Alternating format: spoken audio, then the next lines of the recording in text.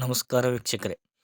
Vijayapura to Ayodhya ಪಾದಯಾತ್ರೆ ನಿಮಿತ್ತವಾಗಿ ಕೇದಾರ್ಲಿಂಗ್ ಕುಂಬಾರ್ ಹಾಗೂ ಸಂಗಡಿಗರಾದ ವಿವೇಕ್ ಕುಂಬಾರ್, ನೂರ್ ನದಾಬ್ ಹಾಗೂ ಕೊಪ್ಪ ರೇವಣಸಿದ್ದ ಹಾಗೂ ಪುರದಾಳ್ ಕುಂಬಾರ್ ಇಲ್ಲಿಯವರೆಗೆ ಅವರು 34 ದಿನ ಪ್ರಯಾಣ ಬೆಳೆಸಿದಂತಾಗಿದೆ. ಆತ್ಮೀಯ ವೀಕ್ಷಕರೇ, ನೀವು ನೋಡ್ತಕ್ಕಂಥದ್ದು ಆ ಬೋರ್ಡಲ್ಲಿ ನೋಡ್ಬೋದು. ಪ್ರಯಾಗ್ರಾಜ್ 97 ಕಿಲೋಮೀಟ್ರ್ ಹಾಗೂ Varanasi 210 kilometre, Kanpur 296 kilometre, 302 kilometre. ಹೀಗೆ ಇಲ್ಲಿಂದ ಎಲ್ಲ ರಸ್ತೆಗಳು ಡಿವೈಡ್ ಆಗ್ತಾ ಇರೋದು. ಆತ್ಮೀಯ ವೀಕ್ಷಕರೇ, ನಿನ್ನೆ ರಾತ್ರಿಯು ರೇವನಗರ್ ಇನ್ನೂ 10 ಕಿಲೋಮೀಟ್ರ್ ಅಂತರದಲ್ಲಿ ವಾಸ್ತವ್ಯ ಹೂಡಿದರು. ಆ ಹೈವೇ ಪಕ್ಕದಲ್ಲಿ ಒಂದು ಮನೆಯಲ್ಲಿ ವಾಸ್ತವ್ಯ ಹೂಡಿದರು. ಅಲ್ಲಿ ಯಾವುದೇ ಗ್ರಾಮ ಇದ್ದಿಲ್ಲ. ಗ್ರಾಮದ ಇಲ್ಲದೇ ಇದ್ದರೂ ಕೂಡ ಅಲ್ಲಿ ರಸ್ತೆ ಬದಿಯಲ್ಲಿ ಒಂದು ಮನೆ ಇತ್ತು. ಆ ಮನೆಯಲ್ಲೇ ಇವರಿಗೆ ಉಳಿದುಕೊಳ್ಳಲು ಒಂದು ರೂಮನ್ನು ಕೊಟ್ಟರು ರಾತ್ರಿ ಹೊತ್ತು. ಹಾಗೆ ರೂಮ್ ಕೊಡೋದಲ್ಲದೆ ಅವರ ಗ್ಯಾಸನ್ನು ಕೊಟ್ಟರು.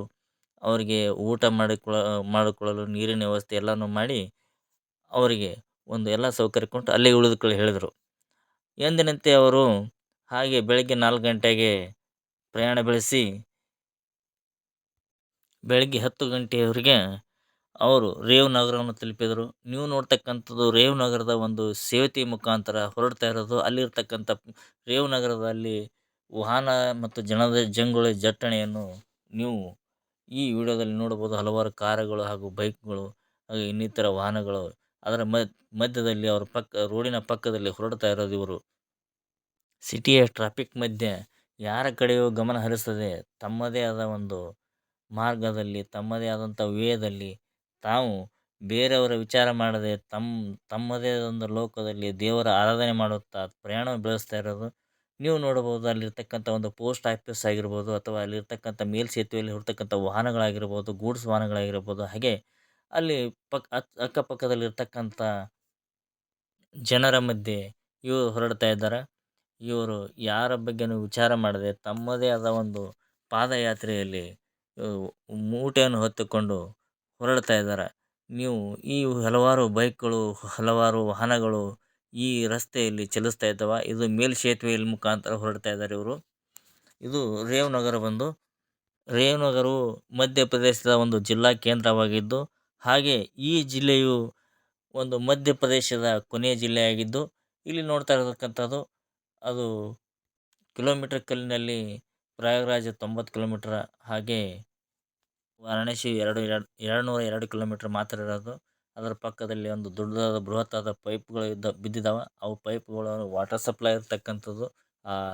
ಎಲ್ಲಿಗಂದ್ರೆ ಈ ರೇವನಗರಕ್ಕೆ ಸಪ್ಲೈ ಆಗ್ತಕ್ಕಂಥ ನೀರಿನ ಸಪ್ಲೈ ಇರೋದು ವಾಟರ್ ಸಪ್ಲೈ. ಆ ದೊಡ್ಡ ದೊಡ್ಡ ಪೈಪ್ಗಳು ಬಿದ್ದಿದ್ದಾವೆ. ಹಾಗೆ ಇವರು ಅದರ ಪಕ್ಕದಲ್ಲಿ ಪ್ರಯಾಣವನ್ನು ಬೆಳೆಸಿಕೊಂಡಿದ್ದಾರೆ. ಕೇದಾರ್ಲಿಂಗ್ ಕುಂಬಾರನು ಒಂದು ಪ್ರಯಾಗ್ರಾಜ್ ಹೋಗ್ತಕ್ಕಂಥ ಮುಖ್ಯ ರಸ್ತೆಯನ್ನು ಬಿಟ್ಟು ಒಂದು ಜಿಲ್ಲಾ ಮುಖ್ಯ ರಸ್ತೆ ಮುಖಾಂತರ ಹೊರಡ್ತಾ ಇದ್ದಾನೆ. ನೀವು ನೋಡ್ತಕ್ಕಂಥ ರಸ್ತೆಯಲ್ಲಿ ಇದು ರಾಷ್ಟ್ರೀಯ ಹೆದ್ದಾರಿ ಅಲ್ಲ, ಇದು ಕೇವಲ ಒಂದು ಜಿಲ್ಲಾ ಮುಖ್ಯ ರಸ್ತೆ ಇರೋದು. ಯಾಕಂದ್ರೆ ಜನದಟ್ಟಣೆ ಕಡಿಮೆ ಇದೆ, ವಾಹನಗಳು ಕಡಿಮೆಯನ್ನು ಓಡಾಡ್ತಿದ್ದಾವೆ. ಇವು ಎಲ್ಲತ್ತಂದರೆ ಇದು ಮನ್ಗಾಂವ್ ಎಂಬ ಗ್ರಾಮದ ಮುಖಾಂತರ ಇನ್ನೊಂದು ರಸ್ತೆ ಮುಖಾಂತರ ಹೊರಡ್ತಾ ಇದ್ದಾರೆ ಇವರು. ಈ ರಸ್ತೆ ಕೂಡ ರಾಜ್ಯ ಹೆದ್ದಾರಿಯಾಗಿದ್ದು, ಈ ರಸ್ತೆ ಕೂಡ ಇದು ಪ್ರಯಾಗ್ರಾಜ್ ಹೋಗ್ತದ. ಯಾಕಂದರೆ ಮೇನ್ ಒಂದು ರಾಷ್ಟ್ರೀಯ ಹೆದ್ದಾರಿ ಮುಖಾಂತರ ಅಲ್ಲಿ ಹೋಗೋದಕ್ಕಿಂತಲೂ ಇದು ಒಳಗಡೆ ಇದು ಮನ್ಗಾಂವ್ ಎಂಬ ಒಂದು ಗ್ರಾಮದ ಮುಖಾಂತರ ಹೊರಡ್ತಾ ಇದ್ದಾರೆ. ನೀವು ನೋಡ್ತಕ್ಕಂಥದ್ದು ವಾಹನಗಳು ಅಲ್ಲಿ ಚಲಿಸ್ತಾ ಇದ್ದಾವೆ. ಆ ರಸ್ತೆಯನ್ನು ದೊಡ್ಡದಾದ ಬೃಹತ್ತಾದ ರಸ್ತೆ ಅದ. ಈ ರಸ್ತೆ ಮುಖಾಂತರ ಹೊರಡ್ತಾ ಇದ್ದಾರೆ ವೀಕ್ಷಕರೇ. ಕೇದಾರ್ಲಿಂಗ್ ಕುಂಬಾರ್ ಹಾಗೂ ಸಂಗಡಿಗರು ಇಲ್ಲಿವರೆಗೆ ದಣಿವು ಕಳೆಯದೆ ಹಾಗೆ ಕೇವಲ ರಾತ್ರಿ ಹೊತ್ತು ಮಾತ್ರ ಒಂದು ಸ್ಟೇ ಮಾಡಿಕೊಂಡು ಹಾಗೆ ಎಂದಿನಂತೆ ಬೆಳಗಿನ ಜಾವ ಪಾದಯಾತ್ರೆಯನ್ನು ಪ್ರಾರಂಭಿಸಿದ್ದಾರೆ. ಇವರು ಎಲ್ಲಿಯೂ ಒಂದೆರಡು ದಿನ ರೆಸ್ಟನ್ನು ಮಾಡ್ಕೊಂಡಿಲ್ಲ ಮಧ್ಯದಲ್ಲಿ. ಹೀಗಾಗಿ ಅವರು ಎಲ್ಲಪ್ಪ ಅಂತಂದ್ರೆ ಪ್ರಯಾಗ್ರಾಜಲ್ಲಿ ಒಂದೆರಡು ದಿನ ಉಳ್ಕೋಬೇಕು ಅಂದ್ಕೊಂಡಿದ್ದಾರೆ. ಪ್ರಯಾಗರಾಜದಲ್ಲಿ ಒಂದು ಸಂಗಮ ಸ್ಥಾನವನ್ನು ಮಾಡಿಕೊಂಡು ಅಲ್ಲೇ ಉಳ್ಕೊಂಡು ಮುಂದೆ ಪ್ರಯಾಣ ಬೆಳೆಸಲಿದ್ದಾರೆ. ನೀವು ನೋಡ್ತಕ್ಕಂಥದ್ದು ಒಂದು ಹಳ್ಳಿಯಲ್ಲಿ ಹೊರಡ್ತಾ ಸಮಯದಲ್ಲಿ ಆ ಕುಳ್ಳುಗಳನ್ನು ಹಾಕಿದ್ದಾರೆ. ಆ ಕುಳ್ಳಿನ ಒಂದು ಕುಟ್ರಿಯನ್ನು ಹಾಕಿದ್ದಾರೆ. ಕುಳ್ಳನ ಒಂದು ಏನಂತಾರೆ ಅದಕ್ಕೆ ಬಣಿವೆ ಅಂತ ಟೈಪ್ ಒಂದು ಹುಟ್ಟಿದ್ದಾರೆ. ಅವ್ರು ಹೋಗ್ತಕ್ಕಂಥ ಒಂದು ಗ್ರಾಮದಲ್ಲಿ ಈ ಆಕಳ ಸೆಗಣಿಯನ್ನು ಇದು ಮಾಡಿ ಸಂಗ್ರಹ ಮಾಡಿಕೊಂಡು ಅದನ್ನು ಕುಳ್ಳನ್ನು ಬಡಿದು ಆ ಕುಳ್ಳಿನಿಂದ ಈ ತಾವು ದಿನನಿತ್ಯ ಆಹಾರವನ್ನು ಸಿದ್ಧಪಡಿಸಲು ಒಲೆಗೆ ಉಪಯೋಗ ಮಾಡಿಕೊಳ್ಳಲು ಆ ಕುಳ್ಳನ್ನು ಉಪಯೋಗ ಮಾಡ್ತಾರೆ. ಅಲ್ಲಿ ಇರ್ತಕ್ಕಂಥ ಒಂದು ಗ್ರಾಮೀಣ ಭಾಗದಲ್ಲಿ ಇವರು ಹೋಗ್ತಕ್ಕಂಥ ರಸ್ತೆ ಪಕ್ಕದಲ್ಲಿ ಒಂದು ಹಾಯ್ದು ಹೋಗ್ತಾ ಇದ್ದಾರೆ ನೋಡಬಹುದು ನೀವು. ಅಲ್ಲಿ ಇರ್ತಕ್ಕಂಥ ಗೋವುಗಳನ್ನು ಕಟ್ಟಿದ್ದಾರೆ. ಆ ಗೋವುಗಳನ್ನು ಇಂದ ಸಂಗ್ರಹ ಮಾಡಿರ್ತಕ್ಕಂಥ ಸೆಗಣಿಯನ್ನು ಸಂಗ್ರಹ ಮಾಡಿ ಪ್ರತಿಯೊಬ್ಬರು ಅಲ್ಲಿ ಕುಳ್ಳನ್ನು ಬಡಿತಾ ಇದ್ದಾರೆ.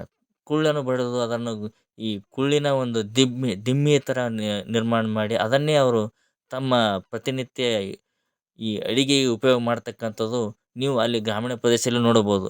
ಇಲ್ಲಿ ನಾವು ಮುಂಚಿತವಾಗಿ ನಮ್ಮ ಭಾಗದಲ್ಲಿ, ನಮ್ಮ ಜಿಲ್ಲೆಯಲ್ಲಿ ಅಥವಾ ನಮ್ಮ ಗ್ರಾಮದಲ್ಲಿ ಕೂಡ ಮುಂಚೆ ಕುಳ್ಳನ್ನು ಬಡಿತಾ ಇದ್ದರು.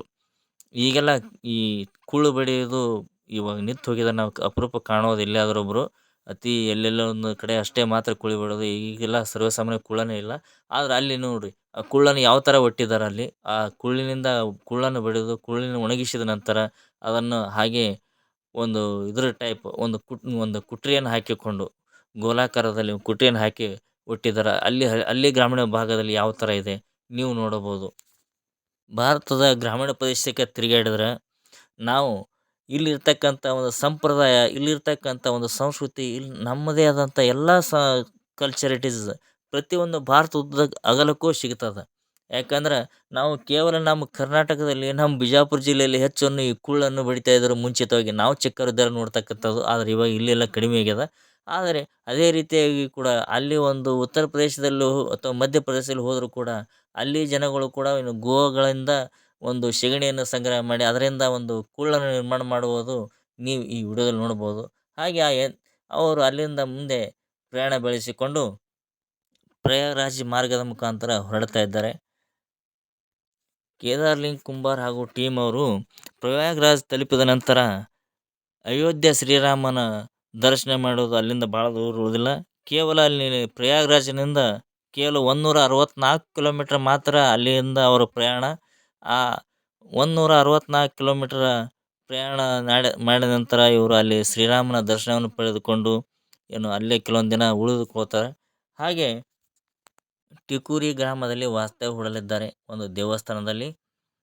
ಈ ದೇವಸ್ಥಾನಕ್ಕೆ ಬರುವ ಮುಂಚಿತವಾಗಿ ಬೈಜನಾಥ, ಮೈದಾಳ, ಚೋರಹತ್ತ, ಡೇಕರ, ಕರಾಹಿತ, ರೇವಾನಗರ, ಅಜಿಗಾರ್ಹ, ರಾಯಪುರ, ಬಾರೇಹಿ, ಜೋಗಿನಹಾಳ, ಚೆಲವಾಫೇರ, ಮನಗಾಂವ, ಜರಹ, ನೋವಾ, ಚೆಂದೆ ಹೀಗೆ ಅಲ್ಲಿ ಕೊನೆಯವರೆಗೆ ಟಿಕೂರಿ ಎಂಬ ಗ್ರಾಮದಲ್ಲಿ ಇವತ್ತು ರಾತ್ರಿ ಹೊತ್ತು ದೇವಸ್ಥಾನದಲ್ಲಿ ವಾಸ್ತವ್ಯ ಹೂಡಲಿದ್ದಾರೆ.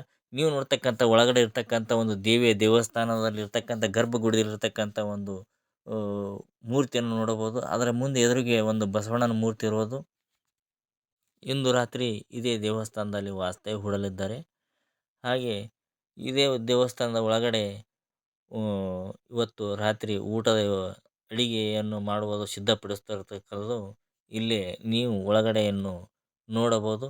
ಹಾಗೆ ಅವರು ಅಡಿಗೆಯನ್ನು ಸಿದ್ಧಪಡಿಸಲು ಒಂದು ಒಳ್ಳೆ ಎಲ್ಲರೂ ಸರೌಂಡ್ ಒಂದು ಅಗ್ನಿಕುಂಡದ ಮುಂದೆ ಕೂತ್ಕೊಂಡಿದ್ದಾರೆ. ಆ ಅಗ್ನಿಕುಂಡದ ಮುಂದೆ ತಾವು ಈ ಚಳಿಯ ಸಮಯದಲ್ಲಿ ಒಂದು ಯಾಕಂದ್ರೆ ರಾತ್ರಿ ಹೊತ್ತಾಗಿತ್ತಂದ್ರೆ ಚಳಿ ಬಿಡ್ತಲ್ಲ ಆ ಸಮಯದಲ್ಲಿ ಒಂದು ಅಗ್ನಿಯನ್ನು ಕಾಯಿಸಿಕೊಂಡು ಹಾಗೆ ಅದರ ಮುಂದೆ ಒಂದು ತ್ರಿಶೂಲ ಇದೆ. ಆ ತ್ರಿಶೂಲದ ಮುಂದೆ ಅಗ್ನಿ ಕಾಯಿಸ್ಕೊಂಡು ಕುಳಿರ್ತಾರೆ. ಹಾಗೆ ಅವ ಯಾರು ಅವರನ್ನು ಏನೋ ಕಾಯಿಸ್ತಾ ಇದ್ದಾರೆ, ನೀರನ್ನು ಕಾಯಿಸ್ತಾ ಇದ್ದಾರೆ. ಹಾಗೂ ಕೇದಾರ ಅಲ್ಲಿ ಒಂದು ಹಿಟ್ಟನ್ನು ನೇಯುತ್ತಿದ್ದಾನ. ಅದೇ ರೀತಿ ವಿವೇಕ್ ಕುಂಬಾರ್ ಕೂಡ ಅವನು ಒಂದು ಈ ಈರುಳ್ಳಿ ಹಾಗೂ ಇನ್ನಿತರ ತರಕಾರಿಗಳನ್ನು ಕಟ್ ಮಾಡ್ತಾ ಇರೋದು ಈ ವಿಡಿಯೋದಲ್ಲಿ ನೋಡಬಹುದು.